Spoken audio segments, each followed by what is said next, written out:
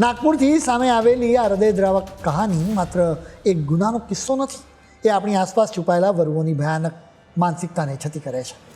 દેશની સરહદો સાચવતા એક એરફોર્સ ઓફિસરની પત્નીની આ વાત છે. તેમના જ ઘરમાં તેમની પત્ની સાથે જે હેવાનિયત થાય છે તે ઘૃણાસ્પદ છે. એ સાંભળીને આખો દેશ હચમચી ગયો, સ્તબ્ધ થઈ ગયો. એક જૂનો ક્લાસમેટ હોવાના ભરોસે 24 વર્ષની એક મહિલા પ્રોપર્ટી ડીલિંગના બિઝનેસ માટે વાત કરવા જાય છે. જો કે ક્લાસમેટ અયાઝ તાજ મદાર નામના વ્યક્તિ દ્વારા કપટ, દગા અને વાસનાનો આખો ખેલ રચવામાં આવે છે. તમે આખું કાવતરું જુઓ. 8મી ફેબ્રુઆરી 2025થી આ હેવાનિયતની શરૂઆત થઈ હતી. અહીં પ્લોટ ખરીદવાના બહાને વર્ધા રોડ પરની એક હોટલમાં આ મહિલાને બોલાવવામાં આવી.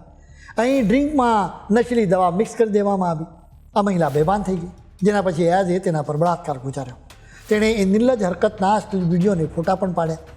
હેવાનિયતનો અહીં અંત નહોતો આવ્યો. આ વિડીયો સોશિયલ મીડિયા પર અને પતિને પણ મોકલી દેવાની ધમકી આપીને બ્લેકમેલિંગનો સિલસિલો શરૂ થયો. વારંવાર શારીરિક શોષણ કરાયું અને ડરાવી ધમકાવીને લગભગ 4 લાખ રૂપિયા પડાવી લેવામાં આવ્યા.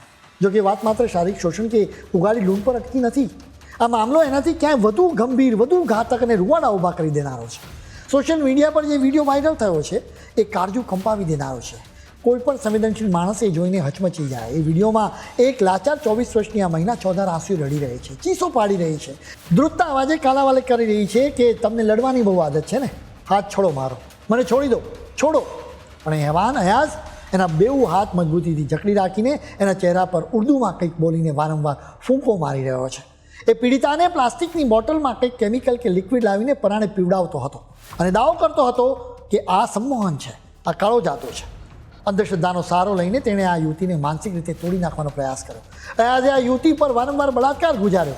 આટલેથી પણ આ નરાધમનું મન ન ભરાયું તો વાત આવી જબરજસ્તીથી ધર્મ બદલાવાની, ઇસ્લામ અપનાવવાની.